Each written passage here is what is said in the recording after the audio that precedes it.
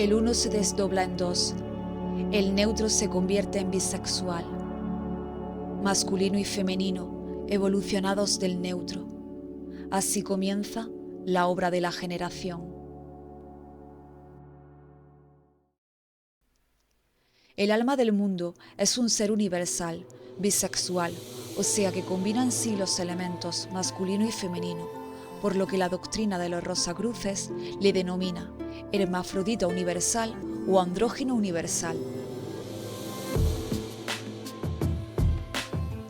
La palabra hermafrodita significa individuo que reúne los dos sexos. Deriva de los nombres griegos Hermes y Afrodita. La palabra andrógino también tiene el mismo significado etimológico, pues deriva de las voces griegas andros, varón, y gine, mujer, y se aplica asimismo al individuo que reúne los dos sexos. El concepto de bisexualidad del alma del mundo se encuentra en las enseñanzas esotéricas de toda época y país. Formaba parte integrante de los misterios y su explicación dignificaba, enaltecía y espiritualizaba la función sexual. Pero posteriormente se pervirtieron estas enseñanzas al aparecer el obsceno culto fálico, cuyas huellas se advierten en los tratados antiguos de filosofía y religión. Para comprender la simbología del andrógino universal, conviene familiarizarse previamente con los dos antiguos símbolos del sexo.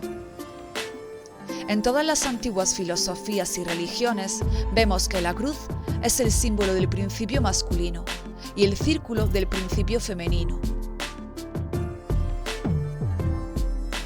Para representar el andrógino universal se combinan de uno u otro modo la cruz y el círculo.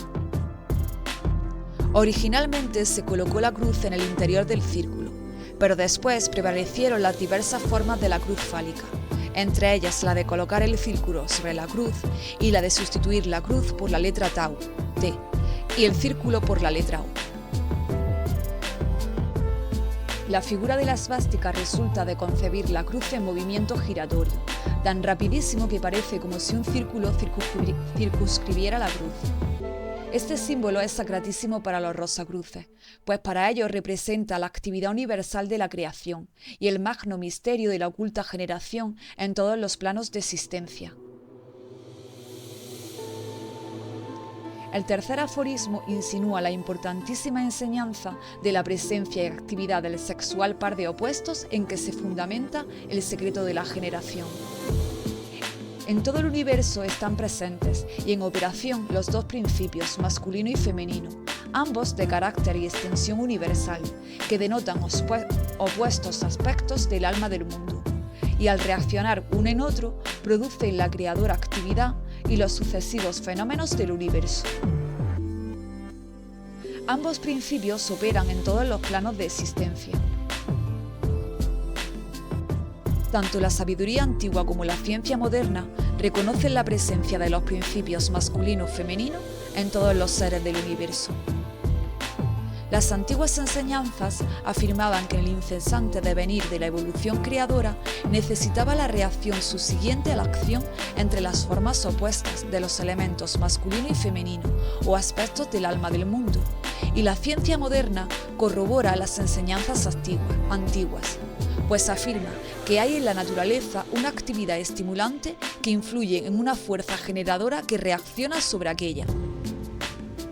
El átomo, que en otro tiempo se consideraba indivisible, se supone hoy constituido por cargas eléctricas, llamadas electrones o iones, que giran con asombrosa rapidez en torno de un núcleo central. Los electrones son de índole masculina o positiva y el núcleo central de índole femenina o negativa. De la acción de los electrones en el núcleo y de la reacción del núcleo en los electrones deriva la generación del átomo, semejante a un diminuto sistema planetario. Este concepto de la ciencia moderna es análogo al rosacruciano, según el cual el polo positivo del magnetismo y la electricidad es masculino y el negativo es femenino, Pero los términos de positivo y negativo se han empleado tan anfibológicamente que resulta de su empleo mucha confusión. Así se suele llamar positivo a lo fuerte, recio y activo, mientras que se llama negativo a lo débil y pasivo. Lo positivo expresa ordinariamente la idea de más y lo negativo la de menos. Sin embargo, los fenómenos físicos demuestran el error de estas calificaciones, porque, por ejemplo, el polo negativo de una batería es precisamente en el que se producen nuevas modalidades de energía, y así los modernos electricistas le llaman cátodo en vez de polo negativo. La palabra cátodo es de origen griego y significa camino descendente, porque del cátodo de una batería eléctrica surge el enjambre de electrones, así como los rayos X. Es el cátodo la madre de todas estas nuevas modalidades de materia, que parecen refutar la hipótesis materialista y develar los antiguos conceptos de la ciencia. El cátodo es el polo femenino y el ánodo el masculino, si atendemos a sus respectivas funciones. También enseña la ciencia moderna que los electrones periféricos del átomo o cargas de electricidad femenina se divorcian del núcleo y viajan independientemente, por lo que se les llama iones, y van en busca de otro núcleo masculino para crear un nuevo centro de actividad. Un nuevo átomo que manifiesta muy diferentes propiedades de las del átomo de donde se desprendieron los electrones. A este nuevo procedimiento químico se le denomina ionización, del que resultan los fenómenos químicos eléctricos, caloríficos, lumínicos y magnéticos. La afinidad química no es más que la manifestación de la energía sexual del átomo, y aunque dice la ciencia que los átomos se divorcian y se vuelven a casar, no reconoce todavía que estos fenómenos son de manifestación de la universal sexualidad.